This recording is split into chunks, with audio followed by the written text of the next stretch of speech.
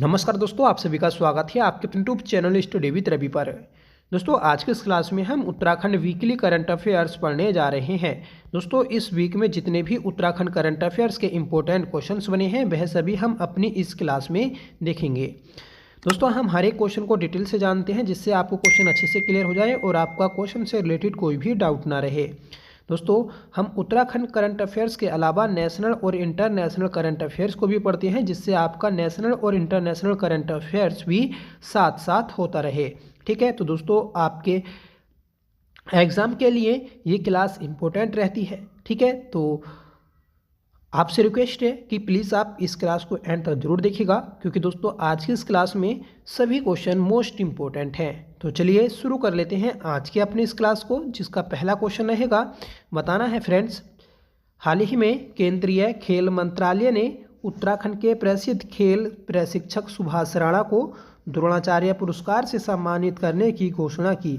इनका संबंध किस खेल से है? तो दोस्तों, द्रोणाचार्य पुरस्कार से सम्मानित किया जाएगा सुभाष राणा को। इनका संबंध दोस्तों निशानेबाजी से है। सही आंसर रहेगा ऑप्शन सी। ठीक है, तो निशानेबाजी के ये दोस्तों प्रशिक्षक हैं, याद रखिएगा। दोस्तों, आप सभी जानते हैं कि उत्तराखंड का राणा परिवार शूटिंग के लिए प्रसिद्ध है। ठीक है, मतलब जो सुभाष राणा हैं, जसपाल राणा हैं और इनके पिता हुए, तो सभी दोस्तों शूटिंग से संबंधित हैं। ठीक है, सुभाष राणा से पहले दोस्तों जसपाल राणा को भी खेल मंत्रालय की ओर से द्रोणाचार्य पुरस्कार दिया जा चुका है। ठीक है, तो आपको याद रखना है, मोस्ट इम्पोर्टेंट क्वेश्चन है। अगला प्रश्न है कि उत्तराखंड का पहला अंतर्राष्ट्रीय प्रवासी उत्तराखंडी सम्मेलन कहाँ आयोजित होगा? तो दोस्तों, उत्तराखंड का पहला अंतर्राष्ट्रीय प्रवासी उत्तराखंडी सम्मेलन ये देहरादून में आयोजित होगा। सही आंसर रहेगा ऑप्शन बी। ठीक है, और कब आयोजित होगा? तो आपको बताना है 12 जनवरी को। ठीक है फ्रेंड्स, उत्तराखंड के पहले अंतर्राष्ट्रीय प्रवासी उत्तराखंडी सम्मेलन का आयोजन 12 जनवरी को देहरादून में किया जाएगा। इस सम्मेलन में 17 देशों से उत्तराखंड के प्रवासी शामिल होंगे। सम्मेलन का उद्घाटन मुख्यमंत्री पुष्कर सिंह धामी करेंगे। ठीक है, तो आपको याद रखना है। देखिए, इस सम्मेलन के 4 सत्र होने हैं। पहला सत्र दोस्तों उत्तराखंड में निवेश की संभावनाओं पर आधारित होगा। दूसरा सत्र दोस्तों हॉस्पिटैलिटी और वेलनेस से संबंधित होगा। तीसरा कौशल विकास और विदेश में रोजगार से संबंधित होगा। चौथा सत्र दोस्तों उच्च शिक्षा, उद्यान और जड़ी बूटियों में संभावनाएं पर आधारित होगा। ठीक है, तो ये चारों सत्र आप याद रखिएगा। देखिए, इसका क्या उद्देश्य है? तो इसका उद्देश्य यह है कि जो विदेशों में उत्तराखंडी रह रहे हैं तो उन्हें उत्तराखंड से जोड़ने के लिए, ठीक है, इस सम्मेलन का आयोजन किया जाएगा जिससे दोस्तों उत्तराखंड में विकास में योगदान मिल सकेगा। ठीक है, मतलब जो विदेश में रह रहे हैं तो उनसे दोस्तों विकास से संबंधित जो उत्तराखंड का डेवलपमेंट है तो उससे संबंधित दोस्तों जानकारी मिलेगी और उत्तराखंड में दोस्तों निवेश में भी योगदान रहेगा। ठीक है, अगला प्रश्न है कि किस राज्य ने वन संरक्षण के लिए महाभारत वाटिका की स्थापना की? तो ये की है दोस्तों उत्तराखंड ने। सही आंसर रहेगा ऑप्शन बी। ठीक है, तो वन संरक्षण के लिए उत्तराखंड ने महाभारत वाटिका की स्थापना की। और कहाँ की? तो ये दोस्तों हल्द्वानी में की गई है। ठीक है, तो उत्तराखंड सरकार ने हाल ही में हल्द्वानी में वन संरक्षण के लिए महाभारत वाटिका की स्थापना की, जिसका उद्देश्य प्राचीन भारतीय ग्रंथों के माध्यम से वन संरक्षण और पारिस्थितिकी जागरूकता को बढ़ावा देना है। ठीक है, तो याद रखिएगा, मोस्ट इम्पोर्टेंट है। अगला प्रश्न है कि निम्नलिखित में से कहाँ 18वें प्रवासी भारतीय दिवस सम्मेलन का आयोजन किया जाएगा? तो ये किया जाएगा दोस्तों भुवनेश्वर में। सही आंसर रहेगा ऑप्शन ए। ठीक है, तो भुवनेश्वर में दोस्तों 18वें प्रवासी भारतीय दिवस सम्मेलन का आयोजन किया जाना है। अगला प्रश्न है कि प्रधानमंत्री नरेंद्र मोदी ने 4 जनवरी को कहाँ ग्रामीण भारत महोत्सव 2025 का उद्घाटन किया? तो ये किया है दोस्तों नई दिल्ली में। सही आंसर रहेगा ऑप्शन ए। ठीक है, तो 4 जनवरी को दोस्तों ग्रामीण भारत महोत्सव 2025 को आयोजित किया गया। कहाँ किया गया? नई दिल्ली में। अगला प्रश्न है कि केंद्र सरकार ने कब से वन नेशन वन सब्सक्रिप्शन योजना की शुरुआत की? तो ये की गई है दोस्तों 1 जनवरी 2025 को। राइट आंसर रहेगा ऑप्शन सी। ठीक है फ्रेंड्स, हम उत्तराखंड विंसर ईयर बुक 2025 को कर रहे हैं। हमने उसकी 2 क्लासेस कर ली हैं जो कि हमारी मैराथन क्लास है। अगर आपने वह क्लासेस नहीं देखी है तो प्लीज़ आप उसे ज़रूर देख लीजिएगा। ठीक है, क्योंकि वह आपके एग्ज़ाम के लिए मोस्ट इंपॉर्टेंट है। ठीक है दोस्तों, हम 2024 के करंट अफेयर्स के लगभग 400 क्वेश्चन का रिवीजन कर रहे हैं। सभी दोस्तों आपके MCQ के फॉर्मेट में है, तो आप प्लीज़ उन सभी क्लासेस को ज़रूर देख लीजिएगा। अगला प्रश्न है कि हाल ही में किस राज्य केंद्र शासित प्रदेश में पुजारी ग्रंथि सम्मान योजना शुरू की गई? तो ये की गई है दोस्तों दिल्ली में। सही आंसर रहेगा ऑप्शन ए। तो दिल्ली सरकार के द्वारा दोस्तों पुजारी ग्रंथि सम्मान योजना को शुरू किया गया। अगला प्रश्न है कि हाल ही में किस मंत्रालय के द्वारा 2025 को सुधारों का वर्ष घोषित किया गया? तो ये किया गया है दोस्तों रक्षा मंत्रालय के द्वारा। सही आंसर रहेगा ऑप्शन डी। ठीक है, तो रक्षा मंत्रालय के द्वारा 2025 को दोस्तों सुधारों का वर्ष घोषित किया गया है। अगला प्रश्न है कि उत्तर प्रदेश सरकार ने 2 जनवरी से कब तक संस्कृति उत्सव की घोषणा की? तो ये की है दोस्तों आपका 26 जनवरी 2025 तक। सही आंसर रहेगा ऑप्शन डी। ठीक है, मतलब 2 जनवरी से 26 जनवरी तक संस्कृति उत्सव मनाया जाएगा उत्तर प्रदेश में। ठीक है, अगला प्रश्न है और मोस्ट इम्पोर्टेंट है कि खेल रत्न अवार्ड 2025 से कितने एथलीटों को सम्मानित किया जाएगा? देखिए, उत्तराखंड का सबसे बड़ा जो खेल अवार्ड है तो वह आपका मेजर ध्यानचंद खेल पुरस्कार है। ठीक है, तो इस साल दोस्तों ये 4 प्लेयर्स को दिया जाएगा। सही आंसर रहेगा ऑप्शन सी। ठीक है, देखिए 4 प्लेयर्स कौन कौन है ये आपको याद रखना है। तो युवा कार्यक्रम और खेल मंत्रालय ने 2025 के लिए खेल रत्न पुरस्कार विजेताओं की आधिकारिक घोषणा कर दी।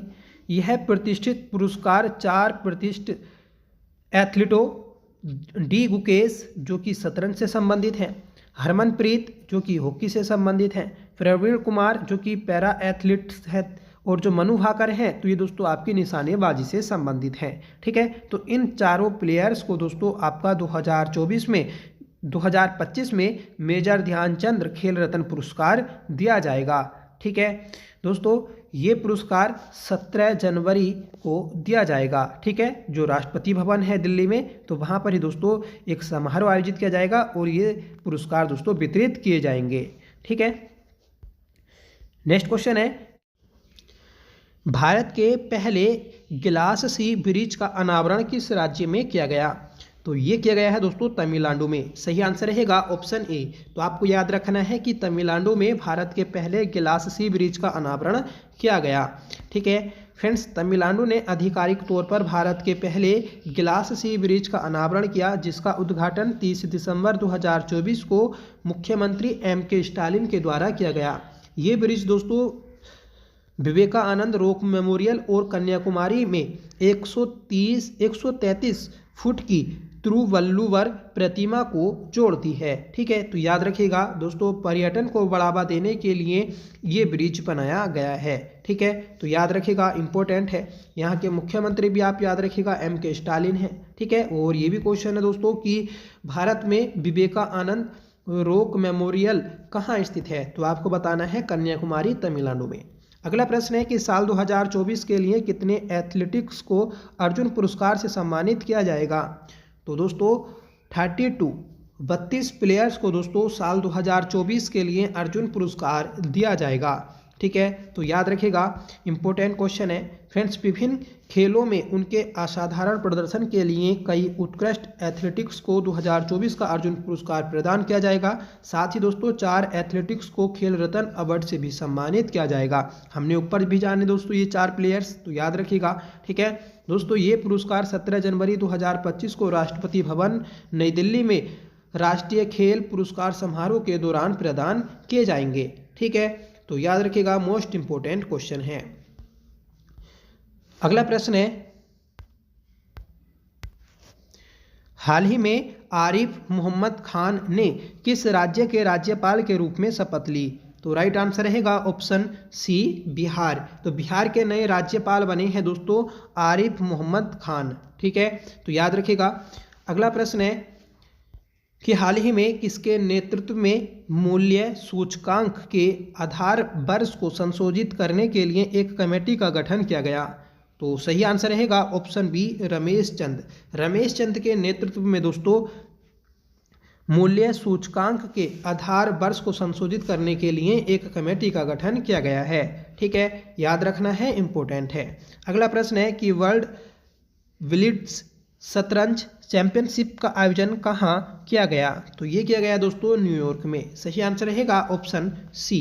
ठीक है, अगला प्रश्न है कि हाल ही में सीआरपीएफ का महानिदेशक किसे नियुक्त किया गया।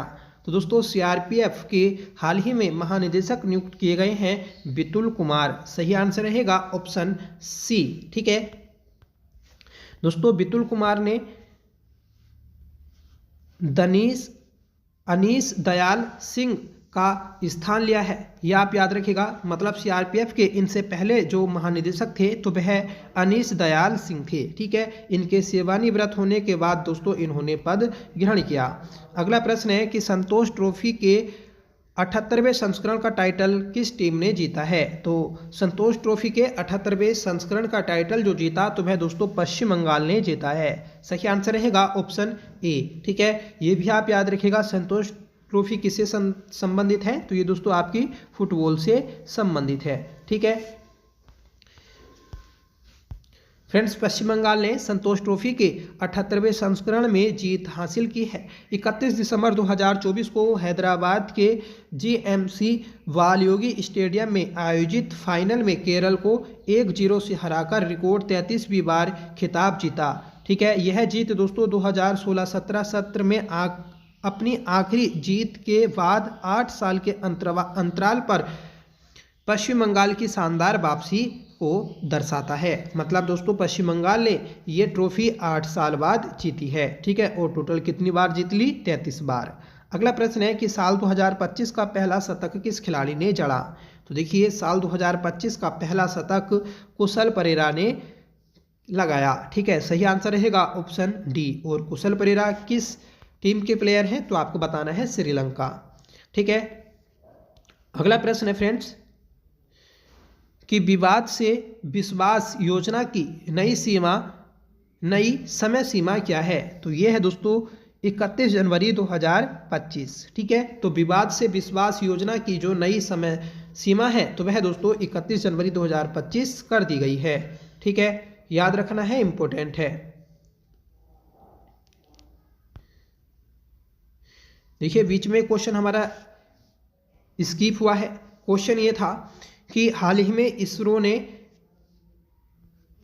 स्पाडेक्स मिशन को लॉन्च किया, इसका संबंध किससे है। तो दोस्तों इसका जो संबंध था तो वह आपका स्पेस डॉकिंग और अनडॉकिंग से संबंधित है। ठीक है, और इसे जो लॉन्च किया गया था तो वह श्रीहरिकोटा से लॉन्च किया गया था। ठीक है, और इस रॉकेट का क्या नाम है तो PSLV C60 है। ठीक है, तो आप ये भी याद रखिएगा, इंपॉर्टेंट है।